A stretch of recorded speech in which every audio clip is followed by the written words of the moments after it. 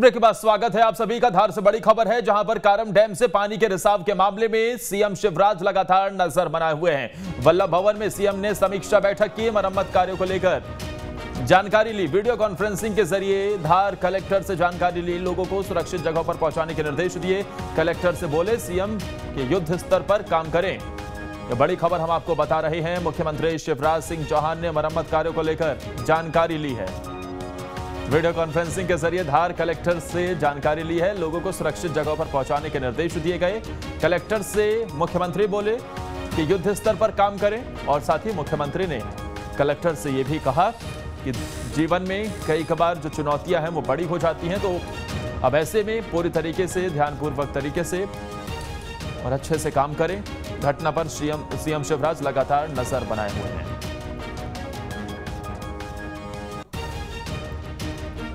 तो वहीं कारम डैम को बचाने के लिए सेना ने मोर्चा संभाल लिया है। युद्ध स्तर पर मरम्मत का काम जारी है। एनडीआरएफ और एसडीआरएफ की टीमें मौके पर तैनात हैं। बांध स्थल पर एनडीआरएफ की 4 टीमें तैनात हैं। वाराणसी एनडीआरएफ की टीम को भी अलर्ट पर रखा गया है।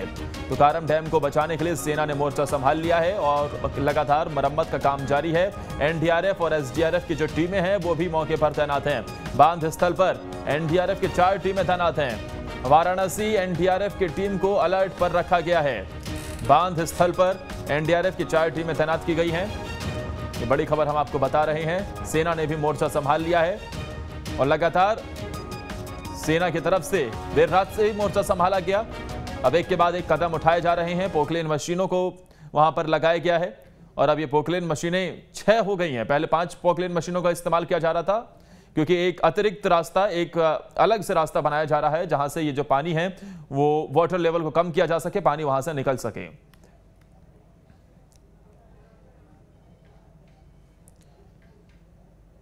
तो वहीं धार के कारम डैम में आई दरार के बाद पानी का रिसाव शुरू हुआ है, जिसके बाद कई गांवों के डूबने का खतरा बढ़ चुका है। फिलहाल सेना और एनडीआरएफ के जवानों ने मोर्चा संभाल लिया है। साथ ही एनडीआरएफ और एसडीआरएफ टीमें भी मौके पर मौजूद हैं।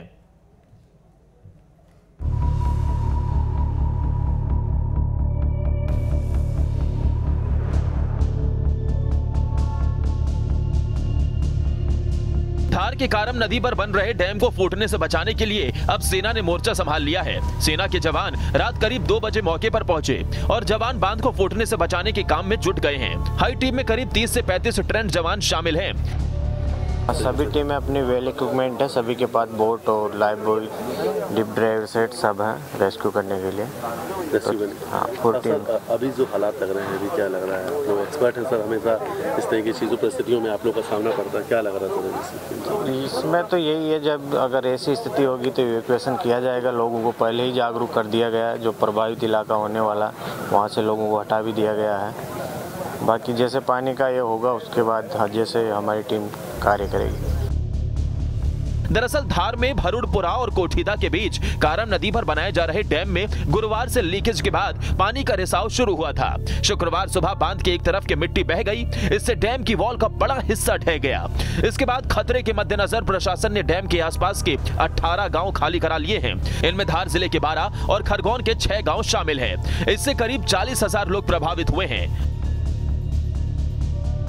News state Madhya Pradesh Chhattisgarh ground zero पे मौजूद है और ग्राउंड जीरो से हर एक तस्वीर अपने दर्शकों को दिखा रहे हैं। सबसे पहले मैं आपको कारम डैम दिखाना चाहूँगा। ठीक सामने आप देख सकते हैं कि वो कारम डैम है और कारम डैम के ठीक नीचे वाले हिस्से में हम आ चुके हैं, जहाँ से लोगों को पलायन करके, या हम ये कह सकते हैं कि लोगों को यहाँ से दूसरी जगह पे, सुरक्षित जगह पे शिफ्ट किया जा रहा है। और कुछ ऐसे लोग हैं जो डर के बीच में, डर के साए के बीच में पलायन भी कर रहे हैं। अब देखिए, यहाँ से मैं आपको एक चीज़ और दिखाना चाहता हूँ कि प्रशासन के लिए जो चिंता की बात है, जिसके वजह से एहतियात के तौर पर 11 गाँव को खाली करा लिया गया। और हालांकि 18 से 20 गाँव हैं जो इससे प्रभावित होने वाले हैं, लेकिन 11 वो गाँव हैं जो सबसे ज़्यादा प्रभावित हो सकते हैं, डैम के सबसे नज़दीक है। वहीं जल संसाधन मंत्री तुलसीराम सिलावट ने कहा कि कारम डैम लीकेज के संबंध में विशेषज्ञों की जांच समिति गठित कर दी गई है। समिति को शीघ्र प्रतिवेदन प्रस्तुत करने के लिए कहा गया है। इस संबंध में लापरवाही पाए जाने पर दोषियों को चिन्हित कर कड़ी वैधानिक कार्रवाई सुनिश्चित की जाएगी। वहीं कारम नदी पर बन रहे डैम को धंसने से बचाने के लिए डैम का पानी निकालने का काम हो रहा है। साथ ही जिस जगह पानी का रिसाव हो रहा है वहां भी लगातार मिट्टी डालकर रिसाव रोकने की कोशिश की जा रही है, जिसके लिए 5 पोकलेन मशीनें लगाई गई हैं। बांध के पास एक नहर नुमा रास्ता बनाया जा रहा है ताकि पानी निकल सके। वाटर लेवल कम होने पर ही मरम्मत संभव होगी। डैम के दूसरे छोर पर स्लूज वॉल खोला गया है। डैम में जितना पानी कम होगा उसके फूटने का खतरा उतना ही कम होगा। Team news state. धार के कारम नदी पर बन रहे डैम को फूटने से बचाने के लिए प्रशासन हर संभव कोशिश कर रहा है, लेकिन जिन गांवों को खाली कराया गया है, क्या उन लोगों के रहने की व्यवस्था ठीक तरीके से की गई है? ऐसे ही सवालों के साथ न्यूज़ स्टेट ग्राउंड जीरो पर पहुंचा और लोगों का हाल जाना। डैम में खतरे की दरार।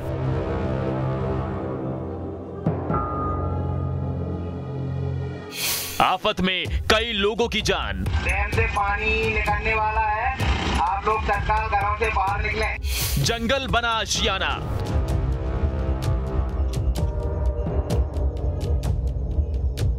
डर के साए में गुजरी रात।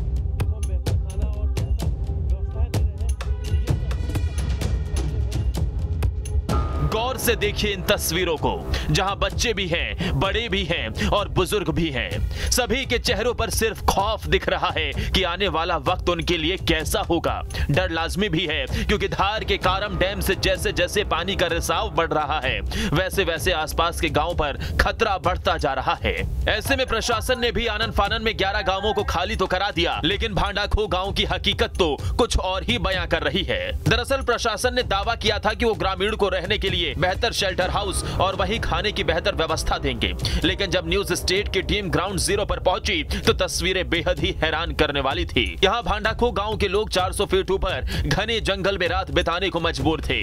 क्या बच्चे, क्या महिलाएं और क्या बुजुर्ग, हर किसी के चेहरे पर सिर्फ और सिर्फ डर दिखाई दे रहा है।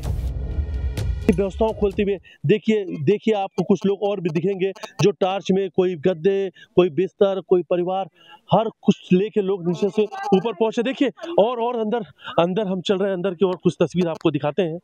और ये तस्वीर देखिए, यहाँ भी इस कदर लोग रहने के लिए मजबूर हैं। बच्चों को किस तरह हम जंगल में सुला रहे हैं। देखिए जंगल में मासूम बच्चे सोने के लिए मजबूर हो चुके हैं। ये परिवार की स्थिति है, ये भांडाखोर की गांव की स्थिति है, जहां एक तरफ रिसाव के बाद में प्रशासन ने बड़े वादे किए कि ग्रामीण को हम बेहतर खाना और बेहतर व्यवस्थाएं दे रहे हैं। तो ये तस्वीर सब कुछ आपके सामने है, हकीकत को बयां करती हुई तस्वीर है। ग्राउंड जीरो से हम जंगल से हम वो तस्वीर आपको दिखा रहे हैं, कितनी डरावनी तस्वीर है। जाहिर है ये मासूम ग्रामीण किसी और की गलती का खामियाजा भुगत रहे हैं, जिसकी वजह से इन्हें अपने जीवन भर की जमा पूंजी छोड़कर जंगलों में रात बितानी पड़ रही है। हैरानी की बात तो ये है कि जिम्मेदार अधिकारी भी अब तक इन लोगों के सुध लेने नहीं पहुंचे हैं। मैं अपने कैमरामैन से कहूंगा दिखाइए, देखिए किस तरीके से लोग सामान लेकर, इनसे पूछते हैं भैया कहाँ सामान लेके आ रहे हो? यही पास से ही भांडाखो जंगल से जी। क्या लिया इसमें? बिस्तर है सोने के लिए बिस्तर है। यही अंधेरे में सोएंगे? अब अंधेरे में रात गुजारनी पड़ेगी, अब क्या करें। तो आपके पास क्या है भाई साहब? मेरे पास भी बिस्तर ही है। तो बिस्तर है ये। आप लोग यहाँ से आ रहे हैं, आप लोग को डर नहीं लग रहा है? अब लगता तो है जी, मतलब कहीं शेर वगैरह कुछ आ जाए तो फिर हम कहाँ जाए। प्रशासन तो कह रहे हैं कि आप लोगों के लिए बेहतर सोने की व्यवस्था, खान पान सब। सोने की व्यवस्था लगाई है सर, पर कहाँ लगाई है ये हमको थोड़ी मालूम है। सरकार बता दे रही है। सुविधा मिली नहीं तो सुविधा को कैसे हमें नजरअंदाज कर दिया उन लोगों ने। नजरअंदाज कर दिया जी। एक और जहां डैम में दरार आने से लोगों में डर है, तो वहीं खुले आसमान और जंगलों में रहना भी किसी बड़ी आफत से कम नहीं है, क्योंकि मध्य प्रदेश में वैसे भी इंद्रदेव अपना कहर बरपा रहे हैं। ऐसे में अपना गांव छोड़ इन जंगलों में रह रहे लोगों पर बारिश और जंगली जानवरों का खतरा बना हुआ है। बच्चों को देखिए, जंगली जानवर रात को घूमते हैं, कीड़े मकोड़े का दिन है, बरसात के दिन है, लेकिन ये परिवार दहशत के बीच जंगल में रहने के लिए मजबूर है। ये हकीकत है। कारम डैम के पास की धार जिले की हम वो तस्वीर दिखा रहे हैं और ये हकीकत बेहद हैरान कर देने वाली है, जहां इतने सारे वादे किए जा रहे हैं, पूरा प्रशासनिक अमला लगा दिया गया, 2 मंत्री मौके पे मौजूद हैं, बावजूद ये कारम डैम के पास की ग्रामीण की तस्वीर है, जहां जंगल में इस तरीके से ग्रामीण रहने को मजबूर है। 400 फीट ऊपर घना जंगल, उस पर ना पानी की व्यवस्था और ना खाना खाने की कोई सुविधा। ऐसे में ग्रामीणों को परेशानी होना तो लाजमी ही थी, पर उससे भी ज्यादा परेशान करती है ये तस्वीर, जहां कुछ बच्चे जंगल में टॉर्च की लाइट में पढ़ते हुए दिखे। शायद हो सकता है ऐसा करने से इन बच्चों का डर कम हो जाए, लेकिन बड़ा सवाल यही है कि इन सब के बीच इन मासूम बच्चों का क्या कसूर है। यहाँ कुछ बच्चे हैं, आप देख सकते हैं, और इस पहाड़ पर अंधेरे के बीच, दहशत के बीच अपने सुनहरे भविष्य की तलाश में पढ़ते हुए दिख रहे हैं। लेकिन इस बीच एक बच्चा, क्या नाम है आपका? आकाश। क्या, कितने साल के हो आप? 10। कौन सी क्लास में पढ़ते हो? 6ठी। इस बच्चे ने, इसमें एक लाइन लिखा हुआ है जो देखिए, आपको भी देखना चाहिए। ये लाइन है, हमारा क्या कसूर। बेशक इस बच्चे के मन में जो सवाल है वो हर किसी के मन में सवाल होना चाहिए कि इनका क्या कसूर, इनकी क्या गलती कि जो आज इस कदर ये दहशत के बीच अपने परिवार के साथ, जहां मुश्किल से 1-2 मिनट 3 मिनट बैठना बड़ी मुश्किल है, क्योंकि मच्छर है, जंगली कीड़े मकोड़े हैं, बड़ा मुश्किल हो रहा है यहाँ बैठना। जिम्मेदारों पे तो कार्रवाई जरूर होगी, लेकिन इन मासूम बच्चों के मन में जो प्रश्न है या जो सवाल उठा है, ये जीवन भर रह जाएगा कि आखिर इनका क्या कसूर। वीडियो जर्नलिस्ट विजय बंगाली साथ मिथिलेश गुप्ता, न्यूज स्टेट। तो ये तस्वीर आपने देखी, वाकई हैरान करने वाली। छोटे से बच्चे ने अपनी किताब में, उसमें कॉपी में लिखा है कि हमारा क्या कसूर। समझा जा सकता है कि इन छोटे छोटे मासूम बच्चों का आखिर क्या कसूर है जो उन्हें इस तरीके से अपना घर बार छोड़कर जंगलों में रहना पड़ रहा है। लापरवाही किसी और की, भुगत कोई और रहा है। जितेंद्र हमारे सहयोगी भोपाल से इसी बड़ी खबर पर सीधा जुड़े हुए हैं। जितेंद्र के पास चलते हैं। जितेंद्र, लगातार जिस तरीके से मिथिलेश वहां पर मौजूद हैं, एक एक कर अपडेट पहुंचा रहे हैं, लेकिन अभी फिलहाल स्थिति सुधरती हुई नजर नहीं आ रही है। आपके पास क्या ताजा जानकारी है? किस तरीके से भोपाल से मुख्यमंत्री लगातार नजर बनाए हुए हैं, क्योंकि थोड़ी देर पहले ही सिचुएशन रूम के जरिए से भी उन्होंने अधिकारियों के साथ बैठक की।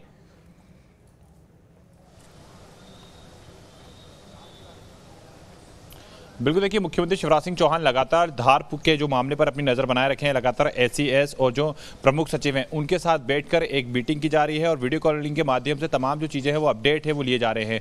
देखिए, मुख्यमंत्री ने जो जानकारी दी कि सबसे पहले प्राथमिकता यह है कि लोगों की जान को बचाया जाए, उसके अलावा जो पशु हैं उनको भी ऊँचे स्थानों पर पहुँचाया जाए ताकि किसी भी प्रकार से कोई ऐसी स्थिति ना उत्पन्न हो जाए जिसके बाद किसी की जनहानि हो सके। तो ऐसे में यहाँ पर जो व्यवस्था है वो ये की गई है कि सबसे पहले लोगों की जान को सुरक्षित किया गया है, ऊँचे स्थानों पर पहुँचाया गया है ताकि वहाँ पर किसी भी प्रकार की उन्हें परेशानियों का सामना ना करना पड़े। इसके अलावा आर्मी की जो टीम है, SDRF, NDRF की जो टीमें हैं वो लगातार वहां पर जो टनल है उसको बनाने में लगी हुई है ताकि जो पानी है उसका रिसाव हो सके।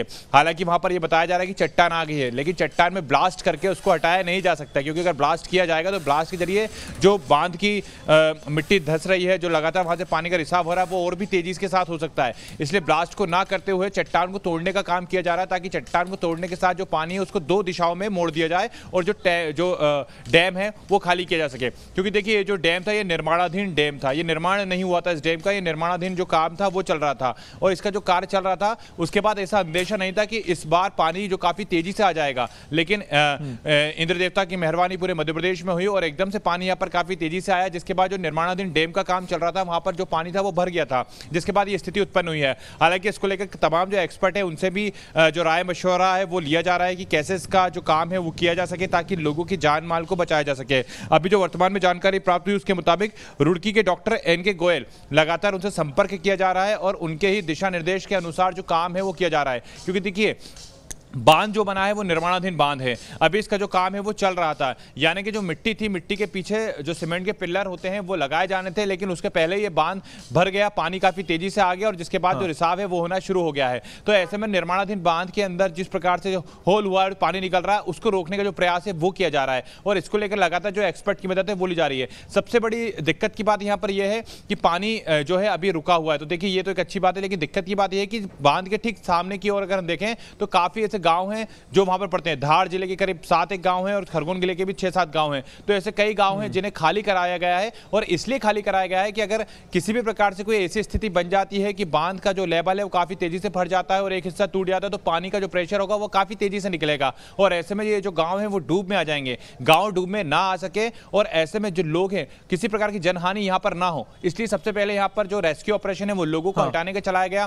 पुलिस के जवान, एसडीआरएफ, एनडीआरएफ के जवान जो है वो यहां लगे रहे, लगातार लोगों को ऊंचे स्थानों पर पहुंचाया गया है ताकि किसी भी प्रकार की स्थिति ना बने। और मुख्यमंत्री शिवराज सिंह चौहान इस पूरे कार्यक्रम पे, इस पूरी जो यहां पर ऑपरेशन चल रहा है, इस पूरे ऑपरेशन पर अपनी नजर बनाए रखे हैं। लगातार मुख्यमंत्री शिवराज सिंह चौहान मंत्रालय में बैठे हुए हैं और वहां से ही पूरी जो नजर है वो बनाए रखे हैं। कलेक्टर से लगातार जो सिचुएशन है वो ली जा रही है। खरगोन, खंडवा, इंदौर, तमाम क्षेत्रों के जो कलेक्टर और एसपी हैं वहां पर तैनात है ताकि किसी भी प्रकार की कोई ऐसी स्थिति ना बने। मुख्यमंत्री लगातार नजर बनाए हुए हैं और वल्लभ भवन के जरिए से ही वो सीधा अधिकारियों से संपर्क कर रहे हैं, उन्हें निर्देश भी दिए गए हैं। आज हमने देखा कि किस तरीके से मुख्यमंत्री ने साफ तौर पर कहा कि एक सिचुएशन टफ सिचुएशन है, लेकिन हम सबको मिलकर इसे ठीक करना है और सबसे पहले प्राथमिकता है कि लोगों को सुरक्षित स्थानों पर पहुंचाया जाए। बहुत बहुत शुक्रिया आपका जितेंद्र, तमाम जानकारी देने के लिए। इन सब के